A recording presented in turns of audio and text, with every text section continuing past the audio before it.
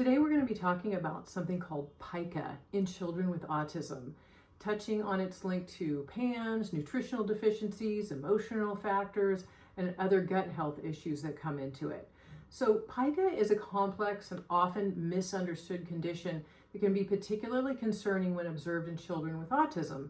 It involves the persistent eating of non-food items such as dirt or paper, chalk, hair, or even small objects like coins and toys. And while Pica can occur in children of all backgrounds, it's significantly more common in individuals with autism. And understanding the why behind this behavior is crucial for parents, caregivers, and professionals who really want to be able to give appropriate support and to stop it. So what is Pica?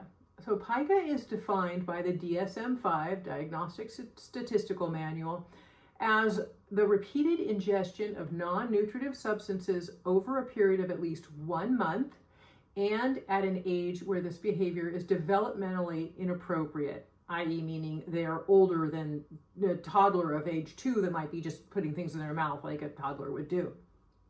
So in children with autism, Pica can be often persistent beyond toddler years, and it can require, clinical attention due to a lot of the risks involved, including choking, intestinal blockages when they swallow large objects, poisoning, and even, exposure to harmful bacteria.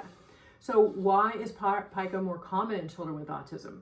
There are multiple factors that can contribute to Pica behaviors in children with autism, including sensory processing differences, emotional regulation difficulties, nutritional deficiencies, and underlying medical conditions. So here are some key contributors. Nutritional and mineral deficiencies.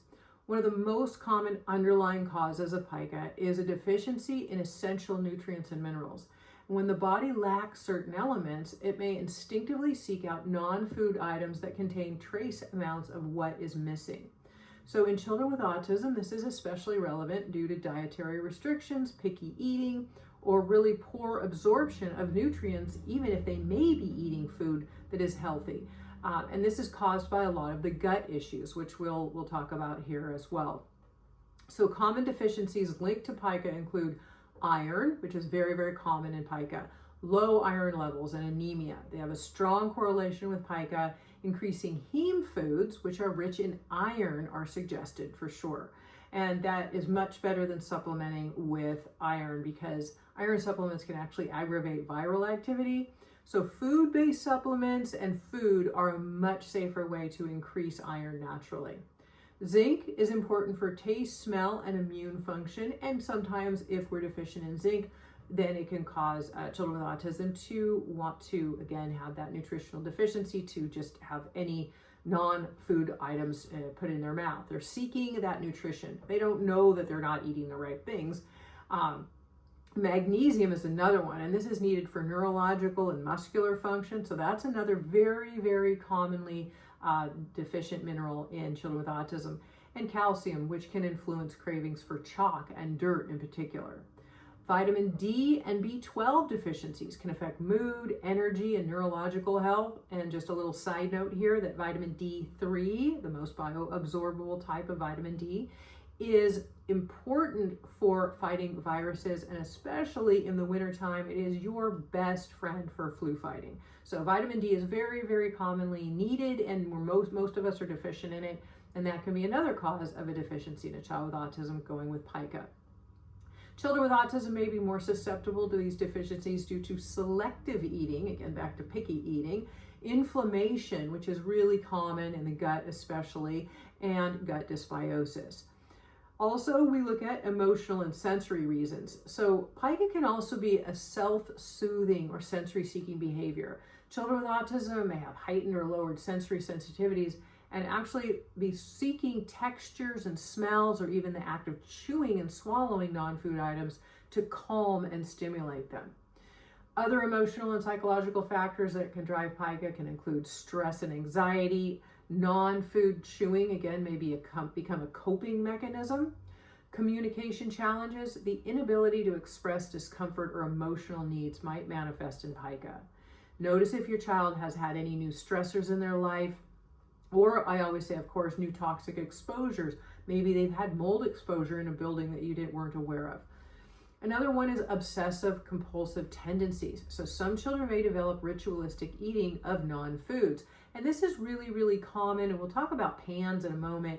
But PANS is an acronym for Pediatric Autoimmune Neuropsychiatric Syndrome. And basically the immune system is attacking the brain. And what happens is it's very commonly, you'll see a heightened and sudden increase in OCD, obsessive compulsive behaviors.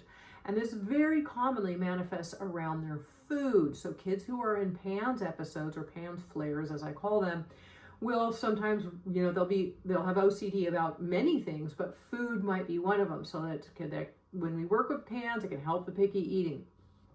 Providing alternative sensory activities and emotional regulation tools can help to reduce this compulsion. Pica is also, again, as I mentioned, a symptom of PANS. Now, PANS is that neuroimmune condition characterized by this sudden onset of obsessive compulsive symptoms, eating restrictions, tics, heightened emotional and fearful behaviors. And this is also usually following either an infection, inflammation, or it can even be from rapid detox. It was done too quickly and the immune system became overactive, and it actually starts attacking the brain when it's a PANS flare. So I will link to an episode that I did specifically on PANS so you can learn more about that too, because it is very important to know about. Pica is also observed in children experiencing these flare-ups of PANS, particularly when inflammation in the brain is affecting related to impulse control and appetite. So you have to remember, what we're seeing on the outside are symptoms. And what we're looking for, what I'm always about, is what is the underlying cause, right? So in many of these cases, Pica appears suddenly and can be accompanied by other psychiatric symptoms. And this is suspected seeking a qualified, a PANS specialist working with PANS, and it involves really working with these underlying causes. This is so important to remember, that these underlying causes are the key. Cryptopyluria, KPU, as it's called. The symptoms are similar to PANS, such as heightened OCD and accelerated anxiety.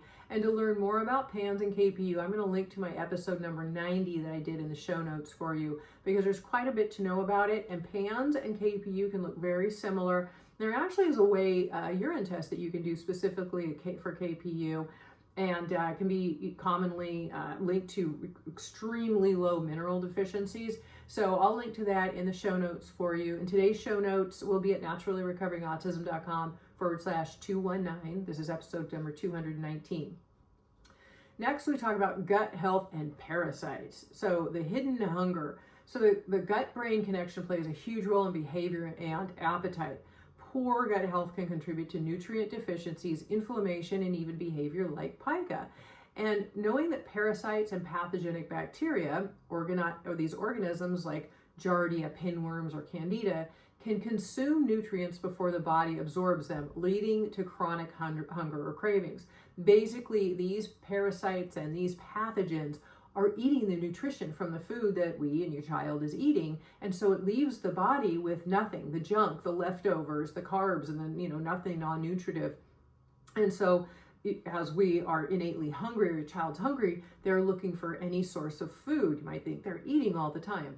That's when you really want to look into nutrient absorption and especially parasite issues. Leaky gut syndrome is this comprised of intestinal barrier, which a compromised intestinal barrier allows food particles and toxins to enter the bloodstream. This is triggering immune reactions and nutrient malabsorption again. Gut dysbiosis, which is an imbalance in gut flora, which is the microbiome, can affect digestion and brain chemistry, including serotonin and dopamine. And these are neurotransmitters or brain messengers that have to do with mood, sleep, appetite, and our ability to focus. Yes, these are all built in the gut, and they directly affect the brain and are a symptom. So what we do is we work with the gut. We help the neurotransmitters to be able to work and be built more efficiently and get to the brain. So we also want to work to restore the gut through diet and clearing these pathogens and co-infections, as well as detoxifying.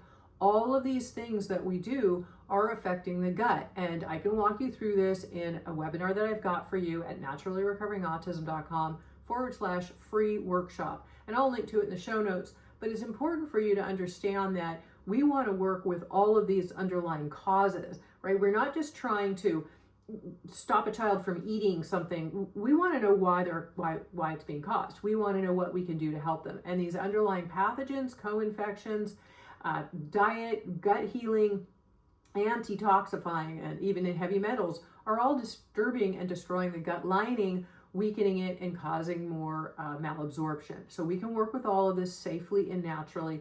If you listen to my webinar, I walk you through those 4 stages and what we can do about it and how I can help you through it, because I know that you might be hearing all of this and thinking, what am I supposed to do?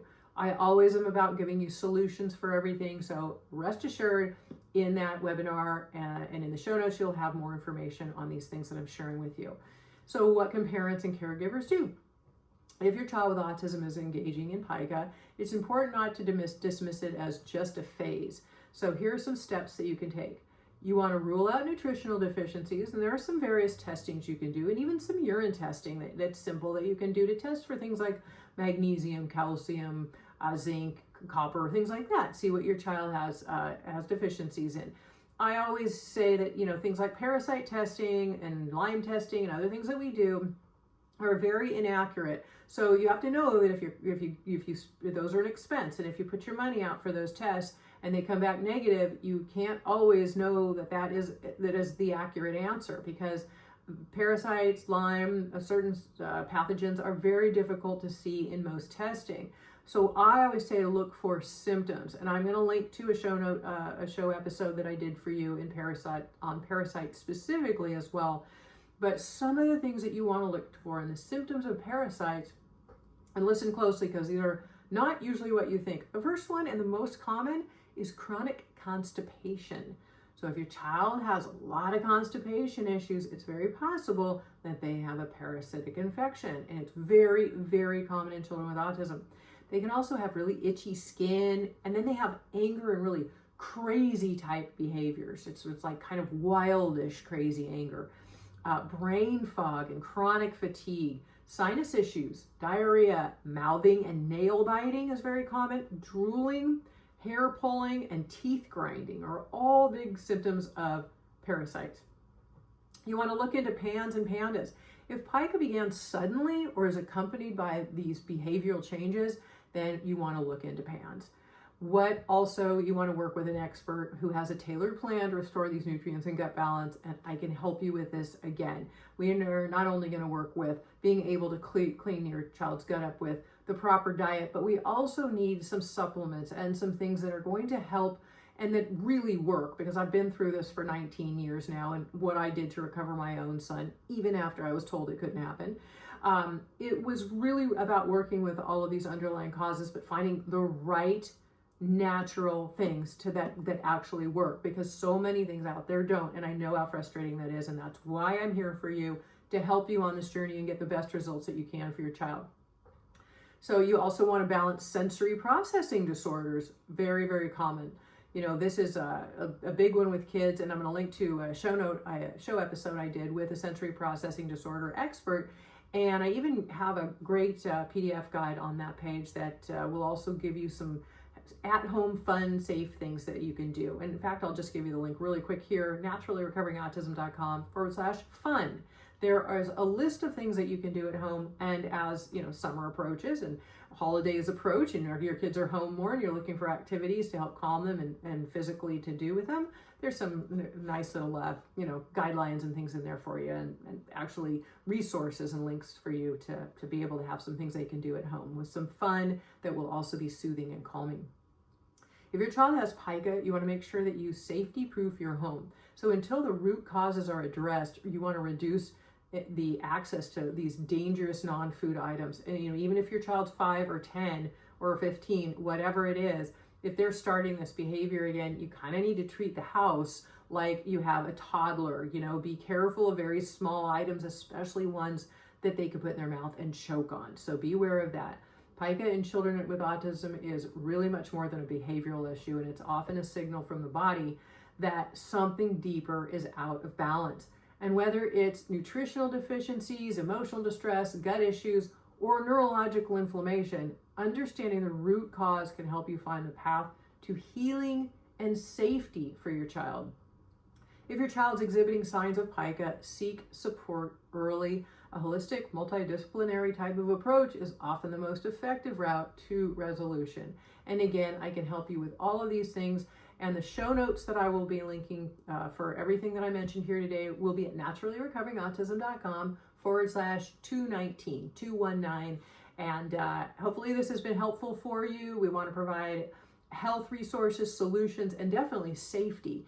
Because this is a big issue for kids with autism, and we got to be aware of that choking hazard as well. But we want to get them better. We want our kids to be happy. We want them to be healthy, and they deserve the chance to live life to their full potential, and that is why I'm here. My free webinar that I link to in the show notes for you will guide you through my 4-stage process and how I can help walk you through that if it's something that you're needing help with, or you have a friend or a loved one who does. Because many people do. The new number from the CDC just came out. 1 in 31 kids now is diagnosed with autism, and we know solutions, and I'm here to help share them and help you to get your child better. I thank you for being here, for what you're doing for your child, appreciating it always, because I think you're a wonderful parent for taking the time to seek out these resources and to implement them. So thanks for being here. Take care, and I'll see you soon.